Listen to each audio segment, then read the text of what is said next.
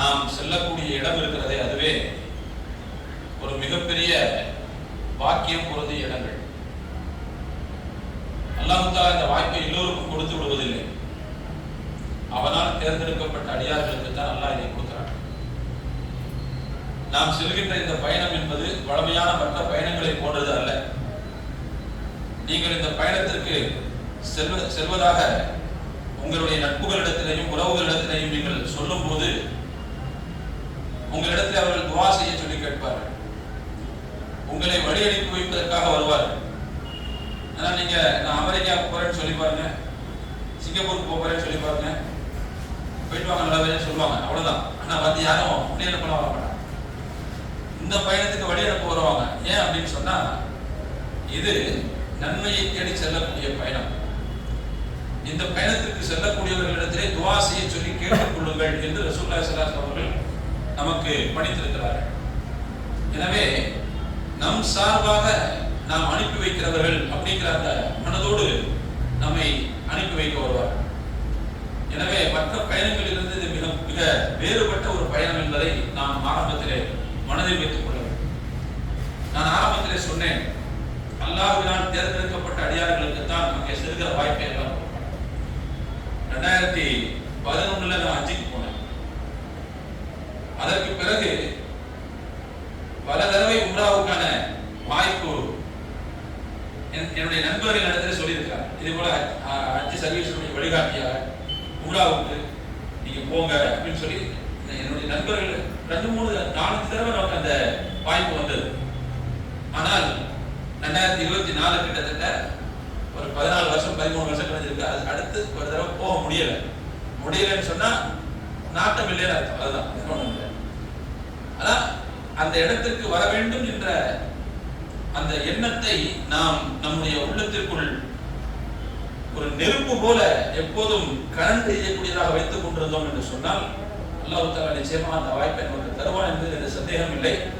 அப்படி அல்லாஹ் தருவது யாருக்கு என்றால், யார் அல்லாஹ்வால் தேர்ந்தெடுக்கப்பட்டவர்களோ அவர்களுக்கு தான் அல்லாஹ். நபி இப்ராஹிம் அலைஹிஸ்ஸலாம் அவர்கள் காபாவை புனர்நிர்மாணம் செய்து எழுப்பி முடித்தார்கள். அல்லாஹ் சொன்னான், வஅத்தின் ஃபின்னாஸி பில் ஹஜ், ஹஜ்ஜுக்கு மக்களுக்கு அழைப்பு விடுங்கள் என்று சொன்னான். வாங்க சொல்லுங்க, மக்களை எல்லாம் ஹஜ்ஜுக்கு கூப்பிடுங்கன்னு சொன்னாங்க. இப்ராஹிம் அலைஹிஸ்ஸலாம் அவர்கள் கேட்டார்கள், யார் அல்லாஹ்வே, நான் இந்த ஆலயத்தை கட்டி முடிச்சிட்டேன்.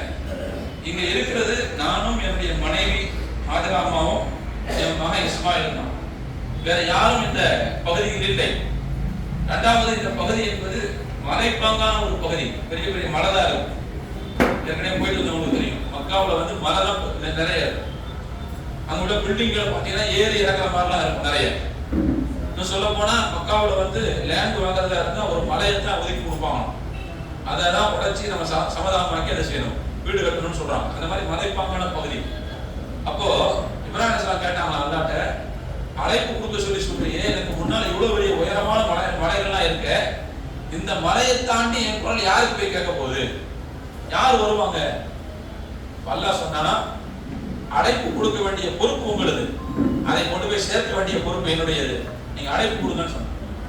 இப்ராஹிம் அலைஹிஸ்ஸலாம் அவர்கள் அழைப்பு கொடுத்தார்கள். ஹஜ்ஜுக்கு வாங்கன்னு சொல்லி அழைப்பு கொடுத்தாங்க. அது ஒரு பாகம்னு வச்சுக்கோங்க.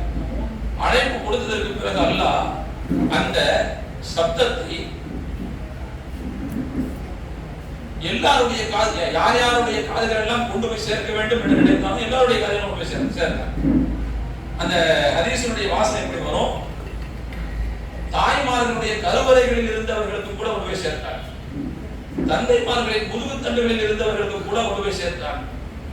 யார் இந்த இல்லத்திற்கு வர வேண்டும் என்று அல்லாஹ் ஏற்கனவே தீர்மானித்து விதியில் எழுதி வைத்திருக்கிறானோ அவர்கள் அனைவருடைய காதுகளுக்கும் இந்த அழைப்பு போய் சேர்ந்தது. கூடுதலா ஒரு வார்த்தை சேர்ந்து வரும், இந்த அழைப்பு அவருக்கு எத்தனை முறை காதில் விழுந்ததோ அத்தனை முறை அந்த இல்லத்திற்கு போகக்கூடிய வாய்ப்பு கிடைக்கும் என்றும் அந்த ஹதீஸ் இருக்கும். நாம 2 தடவை போனோம்னா நம்ம காதுல 2 தடவை கேட்டுக்கிட்டு அர்த்தம். நாம ஒரு தடவை போனோம்னா ஒரு தடவை கேட்டுக்கிட்டு அர்த்தம். சில பேர் சில ஹஜ் வழிகாட்டிகள் இருப்பாங்க, கிட்டத்தட்ட வருஷம் போயிட்டு இருப்பாங்க. அவங்க எல்லாம் ரொம்ப கொடுத்து வச்ச ஆளுன்னு அர்த்தம், திரும்ப திரும்ப காதல் கேட்டுச்சுன்னு அர்த்தம்.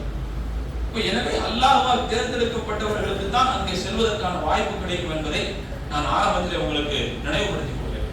ரெண்டாவது நம்ம போற இடம்ங்கிறது சாதாரணமான இடம் கிடையாது. கிட்டத்தட்ட சொர்க்கத்தில் வாழுகிற ஒரு வாய்ப்பை எல்லாம் நமக்கு அங்கே கொடுக்குறாங்க. அது மக்காவா இருக்கட்டும், மதீனாவா இருக்கட்டும். நீங்களாம் கேள்விப்பட்ட விஷயம் தான் நினைக்கிறேன். மக்காவை பொறுத்தவரை மக்காவிலே ஒரு பொருள் சொர்க்கத்திலிருந்து வந்த ஒரு பொருள் அங்கே இருக்கிறது. அது என்ன பொருள்னு சொல்ல பார்ப்போம். ஹஜருல் அஸ்வத். நபிகள் நாயகம் சொன்னார்கள், நஸரல் ஹஜருல் அஸ்வத் மினல் ஜன்னா. ஹஜருல் அஸ்வத் என்பது சொர்க்கத்திலிருந்து கீழே வந்த ஒரு பொருள். அது வரும்போது எப்படி இருந்ததுன்னு சொன்னா பாலை விட வெண்மையாக இருந்தது. ஃபஸப்பரத்துஹு ஹதாயா பனி ஆதம். மனிதர்கள் செய்த பாவங்கள் அதை கருப்பாக ஆக்கிவிட்டன என்று சொன்னார்கள். அப்போ இந்த ஹதீஸுடைய அடிப்படையில அங்கிருந்து வந்த ஒரு பொருள் அது. அப்போ கிட்டத்தட்ட சொர்க்கத்தின் ஒரு பகுதியை நாம் குறைந்தபட்சம் பார்ப்போம். வாய்ப்புள்ளவர்கள் தொடுவார்கள், இன்னும் அதிகமான வாய்ப்புள்ளவர்கள் அதை முத்தம் கொடுப்பதற்கான வாய்ப்பு இருக்கு. அப்போ சொர்க்கத்தில் இருந்து வந்த ஒரு பொருளோடு நாம் சங்கமிக்கிறோம். இது மக்காவுல இந்த வாய்ப்புன்னு சொன்னா, மதீனாவுல நீங்க யோசிச்சு பார்த்தீங்கன்னு சொன்னா முஸ்லிம் சொன்னாங்க, மாபைன பைத்தி வ மின்பரி, என்னுடைய வீட்டுக்கும் என்னுடைய மின்பருக்கும் இடையில், சொற்பொழிவு மேடைக்கும் இடையில் உள்ள இந்த பகுதி என்பது ரௌலத்தும் மின் ரியாதில் ஜினான், இது சொர்க்க பூங்காக்களில் ஒரு பூங்கா என்று சொன்னாங்க. இந்த ஹதீஸுக்கு இமாம் நவவி ரஹ்மத்துல்லாஹி அவர்கள் விளக்கம் எழுதும்போது ரெண்டு விஷயம் சொல்றாங்க. ஒண்ணு, அங்கே நின்று தொழுதால் சொர்க்கத்திற்கு அவரை கொண்டு போய் சேர்த்து விடும் அப்படிங்கிற அர்த்தம் ஹதீஸுக்கு ஒரு அர்த்தம் சொல்றாங்க. இன்னொரு அர்த்தம், இந்த அர்த்தத்துக்கு அவங்க அதிகமான அழுத்தம் கொடுக்குறாங்க. அது என்ன அர்த்தம் சொன்னா, இந்த பகுதி, அதாவது சொல்ல சொன்ன அந்த பகுதி இருப்பாங்க, வீட்டுக்கும்